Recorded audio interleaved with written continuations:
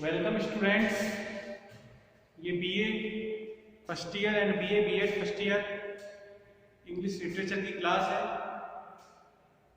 आज क्लास के अंदर अपने सिलेबस की पहली पोएम जिसका नाम है शैल आई कंपेयर दी पढ़ेंगे। जैसा कि मैंने बताया, शैल आई कंपेयर दी पोएम जो है, इसका पोएट जो है उसका नाम है विलियम शेक्सपियर। ध्यान रखना है आपको कि शैल आई कंपेयर दी पोएम जो है वो विलियम शेक्सपियर की पोएम है। अब इस पोएम के अंदर पोएट क्या कहना चाहता है पहले मैं ये बताऊंगा, उसके बाद आपको लाइन टू लाइन एक्सप्लेनेशन दूंगा। तो कंपेयर दी जो है बोल्ड शब्द है, इसका मतलब होता है यू। यू जो आया है पोइट्स फ्रेंड के लिए आया है, poets friend.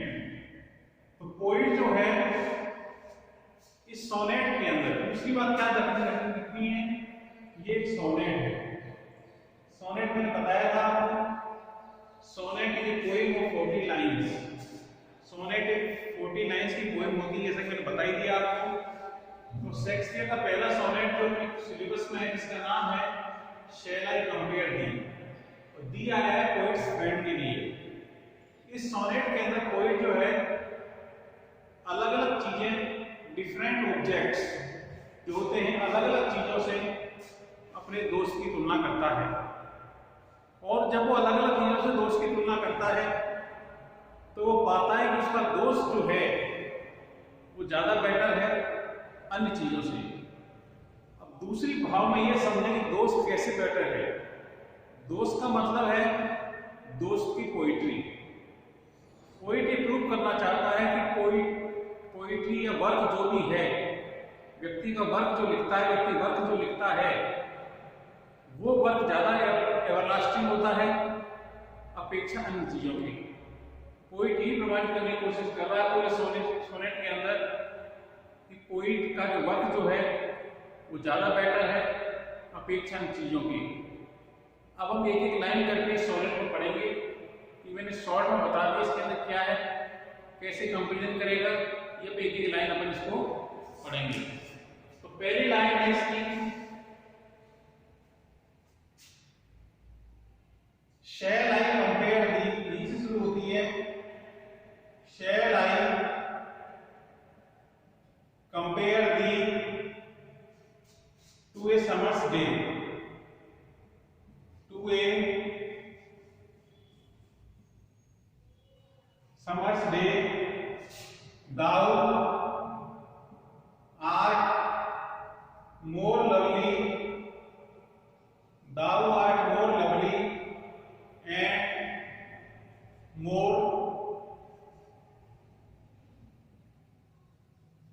temperate, thou art more lovely and more temperate। ये पोएम की पहली दो लाइनें हैं। इसके अंदर पोएट कहता है शैल आई कंपेयर दी, इसका मतलब क्या हुआ, if I compare you to a summer's day, यदि मैं तुम्हारी तुलना एक समर्स डे से करता हूं। समर्स डे का मतलब होता है ग्रीष्मकालीन दिन।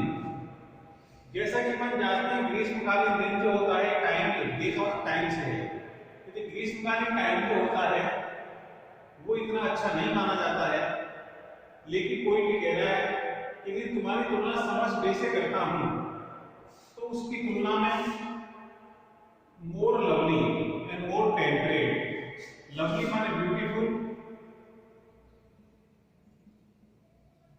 और टेम्परेट का मतलब बैलेंस, संतुलित जिसे अपन कहते हैं। और दाऊ माने यू, दाऊ माने यू, आर्ट का मतलब आर्ट, इसका मतलब क्या हुआ, मोर का मतलब मोर। इसका एक्सप्रेशन क्या हो गया, you are more beautiful and more balanced. Poet कहना चाह रहे हैं कि मैं तुम्हारी तुलना समर्स डे से करता हूं तो मैं पाता हूं कि तुम समर डे की तुलना में ज्यादा सुंदर हो और ज्यादा संतुलित हो। ठीक है, समझ आ गई लाइन।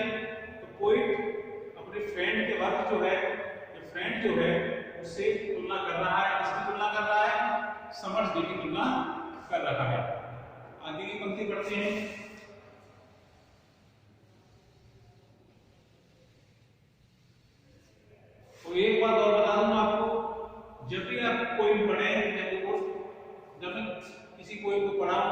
वो पोएम जो है आपके सामने होनी चाहिए, तभी आप इसको ढंग से समझ सकते हैं। क्योंकि जो कठिन शब्द हैं वो मैं लिखाता हूँ साथ के साथ, वो आप अपनी नोटबुक के अंदर नोट डाउन करें। जैसे कि अपन ऑफलाइन क्लासेस के अंदर करते हैं, टीचर पढ़ाता है, कोई कठिन चीज जो होती है, डिफिकल्ट वर्ड्स वगैरह आते हैं, उसके अर्थ को लिख लेते हैं, वैसा ही इसके अंदर करना है। यदि आपके पास कोई भी अपने डाउनलोड नहीं की है तो सारी सिलेबस की सारी चीजें डाउनलोड कर लें, उसके बाद आप क्लासेस को देखें। ठीक है, कॉपी पेन आपके पास होना चाहिए, ताकि मतलब आपको वीडियो बार बार न देखना पड़े। समझाई बात? आगे बढ़ते हैं। अगली दो लाइन है rough winds do shape the darling birds of May. The darling birds of May. And summer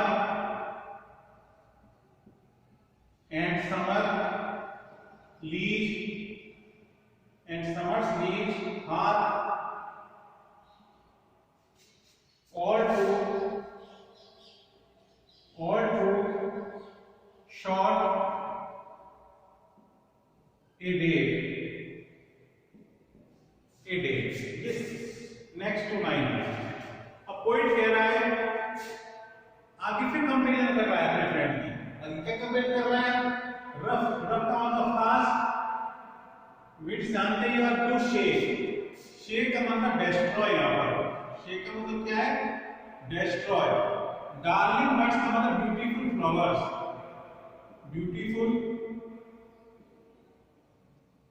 flowers, मे एक मंथ का नाम है। पहले लाइन क्या कह रही है? जब फास्ट विंड चलती हैं, जब तेज हवाएं चलती हैं, तो मई के सुंदर फूल जो होते हैं वो नष्ट हो जाते हैं। जब तेज हवाएं चलती हैं तो मई के सुंदर फूल नष्ट हो जाते हैं। तो तात्पर्य क्या है? कोई इसमें क्या कहना चाहता है?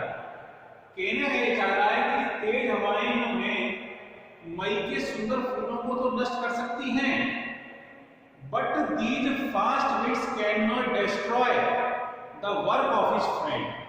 लेकिन तेज हवाएं जो है उसके मित्र का जो वर्क जो है उसको नष्ट नहीं कर सकती। यदि आप कोई वर्क लिख देते हो, कोई पोएम लिख देते हो, कोई प्ले लिख देते हो, that can not be destroyed. आप सब जानते हैं शेक्सपियर जो था वो 1564 में पैदा हुआ था। कब हुआ था शेक्सपियर पैदा? 1564 के अंदर ये पैदा हुआ था, 1616 में इसकी डेथ हुई थी। ये ध्यान रखना है आपको।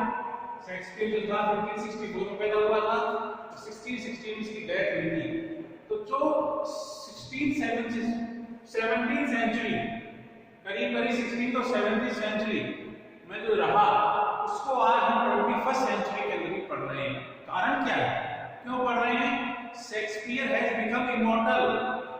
शेक्सपियर अमर हो गया है किसके द्वारा? थ्रू हिज वर्क्स, अपनी रचनाओं के द्वारा। तो if you want to be immortal in this world, you should be a writer. Poetic कहना चाहता है। यदि आप इमॉर्टल होना चाहते हैं तो आपको राइटर बनो, आप इमॉर्टल हो जाओगे थ्रू योर वर्क्स, अपने कार्यों के द्वारा, अपनी रचनाओं के द्वारा। कोई ये कहना चाह रहा है इस लाइन के अंदर, तेज हवाएं जो हैं वो मई के सुंदर फूलों को तो नष्ट कर सकती हैं, लेकिन ये तेज हवाएं जो हैं मित्र का जो वर्क जो है उसे वो नष्ट नहीं कर पाएंगी। ठीक है, आगे है समर्स लीज का मतलब पीरियड। लीज का मतलब होता है period. Are too short a day, as short as a day. इसका मतलब है आर शॉर्ट डे का मतलब as short as a day, उतना ही छोटा जैसे वो तारीख। जिस तरह तारीख बदल जाती है उसी तरह समर का पीरियड भी बदल जाता है। कहने का मतलब समर जो होती है वो परमानेंट नहीं होती है, वो थोड़े समय बाद चेंज हो जाती है, लेकिन उसके मित्र का वर्क जो है that is permanent. The work of his friend can not be destroyed और कैन नॉट बी चेंज। जो ऐसा है वैसा ही रहेगा। तो कोई भी दोनों पंक्ति कहना चाह रहा है उसका दोष जो है वो ज्यादा बेटर है इससे, मई के सुंदर फूलों से एंड समर्स की पीरियड से। ये दो लाइन इसके अंदर समझ में आ गया। मतलब आगे बढ़ते हैं।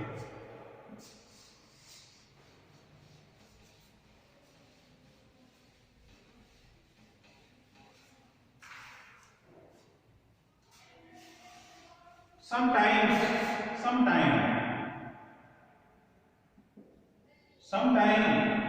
too hot, too hot. The eye of heaven shines. The eye of heaven shines. And often it is gold complexion.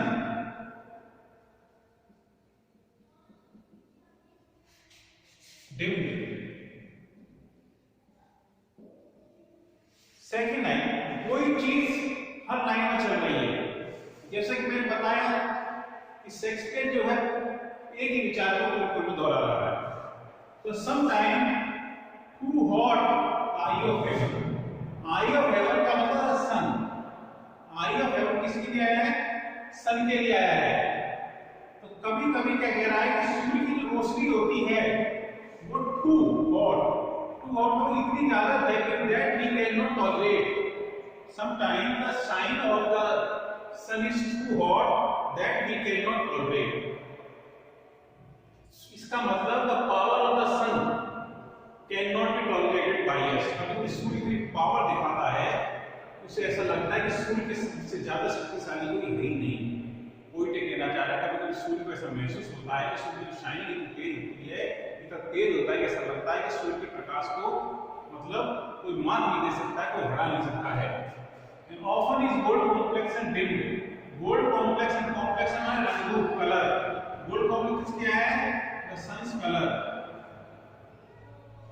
The sun's color. Sun's का कलर जो है dimmed का मतलब कवर।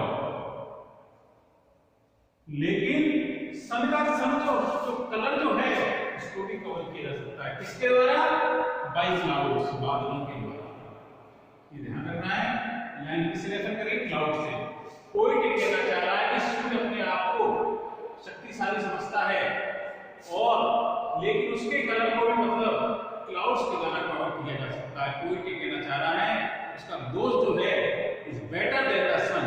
सूर्य को भी मतलब मात दी जा सकती है लेकिन उसके दोस्त में जो वर्ग जो है उसको मात देना, उसको परास्त करना बड़ा मुश्किल है क्योंकि उसका वर्ग जो है वो परमानेंट है, इमोर्टल है। उसने अपने आप को इमोर्टल बना दिया है थ्रू हिज वर्क। इमोर्टल माने अमर बना दिया है। ठीक है, आगे बढ़ते हैं।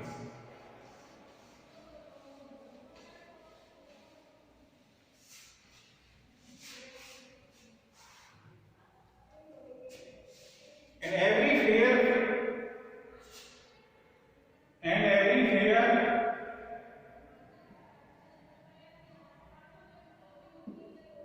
from fair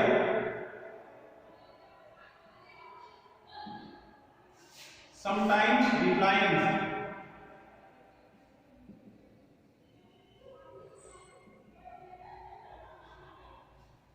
and by chance or nature's changing course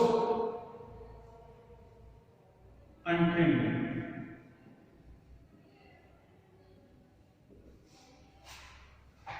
अब इस लाइन के अंदर दो चीजें ध्यान रखनी है अपन को।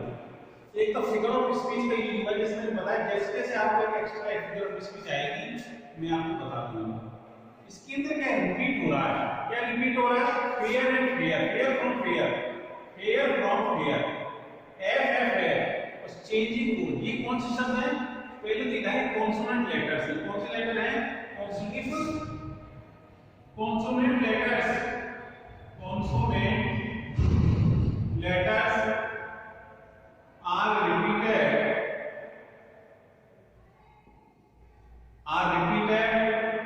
of consonant sound are repeated। It is called alliteration। अनुप्रास अलंकार जिसे हम कहते हैं। एलिट्रेशन। एलिट्रेशन का यूज हुआ इसके अंदर fair from fair and changing course, क्योंकि एफ आ रहा है, एफ आ रहा है, सी आ रहा है, इस तरह ये रिपीट होती लाइन के अंदर, तो अपन क्या कह सकते हैं, कोई ने एलिट्रेशन फिगर ऑफ स्पीच का यूज किया। प्लस में आ गई। अब कह रहा है from every fair from fair, fair का मतलब ब्यूटीफुल थिंग, फेयर का मतलब क्या है, ब्यूटीफुल थिंग या ऑब्जेक्ट, ब्यूटीफुल थिंग या ऑब्जेक्ट, हर सुंदर चीज जो है वो डिक्लाइंस मतलब डेस्ट्रॉय, हर सुंदर चीज जो है वो डेस्ट्रॉय हो जाती है। कोई नहीं कहता अच्छा संसार में कितनी सुंदर चीज क्यों ना हो, कोई नहीं से क्या हो जाती है, डेस्ट्रॉय हो जाती है। कैसे, बाय चांस, या तो चांस के द्वारा डेस्ट्रॉय हो जाती है, और nature changing and trimmed, trimmed का मतलब बिगाड़ देना, डेस्ट्रॉय कर देना, या नेचर की जो चेंजिंग कोर्स जो है, कोर्स मतलब प्रभाव, बेहलीका जिसे हम कहते हैं, वो उसको नष्ट कर देता है, नेचर चेंज कर देती है, ये चांस उसको चेंज कर देता है। कोई कहना चाह रहा है हर सुंदर से सुंदर चीज, चाहे फूल हो, पेड़ हो, बिल्डिंग हो, कुछ भी सुंदर से सुंदर चीज तुम्हें लगे, दैट इज डेस्ट्रॉयड, इसके द्वारा, तो चांस के द्वारा डेस्ट्रॉय हो जाएगी, के द्वारा या समय के द्वारा या फिर नेचर के द्वारा नष्ट हो जाएगी। लेकिन पोइट जो है, पोइट का वर्क जो है, can not be destroyed either by chance और by the changing course of nature. समझाइएगा, ना तो पोइट के वर्क को चांस डिस्ट्रॉय कर सकता है, नेचर का चेंजिंग कोर्स जो है उसको नष्ट कर सकता है। ठीक है, आगे बढ़ते हैं।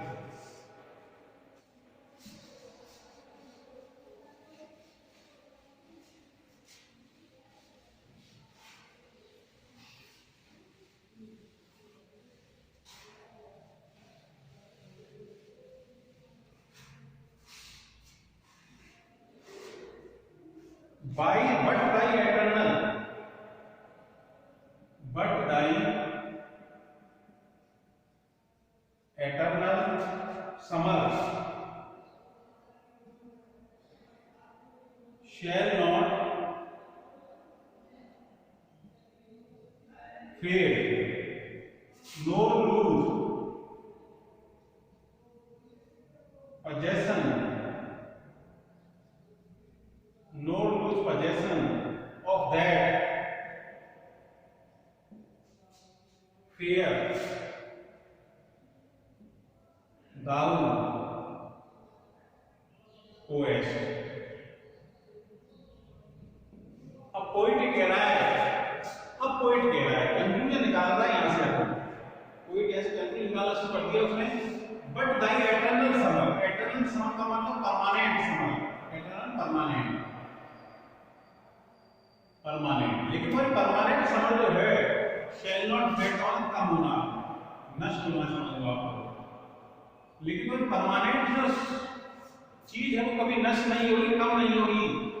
नोर lose possession, possession right of that fair वाली ब्यूटी, जो तुम्हारे अंदर ब्यूटी है वो माने है रखना, और यू माने यू, दाऊ माने यू, जो सुंदरता तुम्हारे पास है, जो सुंदरता तुम रखते हो वो कभी नष्ट नहीं होगी। ना तो तुम्हारे अंदर की जो समर जो है, मन की जो समर, जो मन की ऊर्जा जो है, तुम्हारी ऊर्जा तुम्हारे वर्क में बनी रहेगी, तुम्हारी एनर्जी जो है तुम्हारे वर्क में बनी रहेगी, वो कभी नष्ट नहीं होगी, और जो सुंदरता तुम्हारी अंदर है वो भी बनी रहेगी। यानी मतलब ब्यूटी जो है, तुम्हारे वर्क की जो ब्यूटी जो है, वर्क की जो एनर्जी है वो हमेशा बनी रहेगी। कोई कहना चाह रहा है that these things can not be destroyed either by time or anything.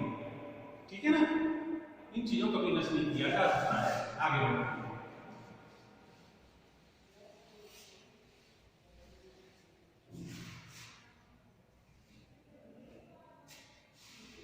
Nor shall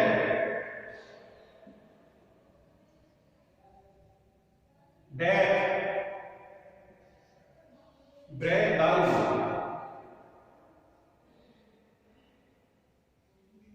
wind rest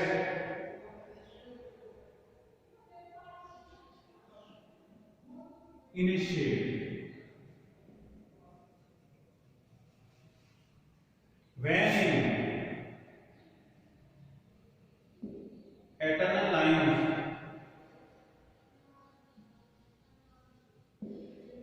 to time thou growest.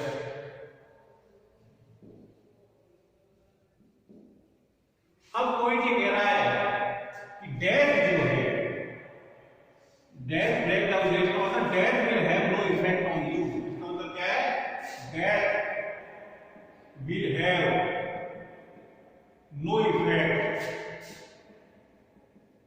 On you. मृत्यु का भी तुम्हारे ऊपर कोई प्रभाव नहीं होगा, मतलब you are free from death. Shakespeare मर चुका है लेकिन कवर Shakespeare is still alive through his work. अपने वर्क के द्वारा शेक्सपियर जो भी जीवित है। तो कोई कह रहा है death will not have, death can effect worldly things, death can effect worldly things. सामान्य लोग चीजें जो है सांसारिक चीजों को डेथ इफेक्ट कर सकता है, लेकिन death you are free from death. And in eternal line, eternal line का एटर्नल नाइन सॉरी नाइन, और जो एटर्नल नाइन और एटर्नल परमानेंट, परमानेंट कौन सी लाइन? ये पंक्तियां। परमानेंट लाइन जो है टाइम डाउन ग्रोएस्ट, तुम बढ़ते ही रहोगे, रोज मत बढ़ना। कहने का मतलब जैसे जैसे तुम समय बीतेगा वैसे वैसे तुम्हारे प्रशंसकों की संख्या जो है, तुम्हारे रीडर्स की जो संख्या जो है वो बढ़ती जाएगी, वो कम नहीं होगी। कहने मतलब जैसे जैसे मतलब समय आएगा वैसे वैसे तुम्हारी एप्रिसिएशन जो है, तुम्हारी एडमिरेशन जो है वो अभी इंक्रीज होती रहेगी और तुम लोगों के दिलों में अपनी जगह बनाते रहोगे। इस तरह तुम अपने आप को अमर कर सकते हो। कोई एक बनने की कोशिश कर रहा है। अंतिम दो पंक्तियां,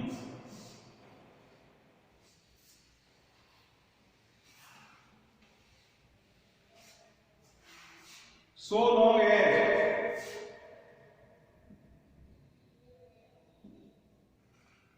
man can breathe,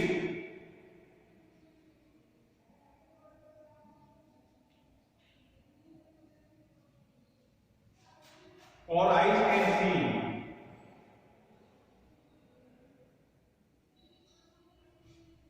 so long is this,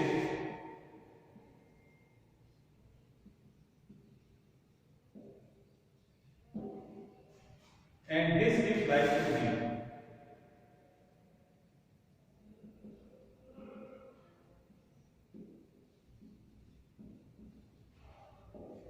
अब कोई भी कहने की कोशिश कर रहा है so long as, ये कपलेट है, लास्ट लाइन है, कपलेट कहते हैं। शेक्सपियर कपलेट चार लाइन में तीन स्टेजेस होते हैं, उसके बाद कपलेट दिया है।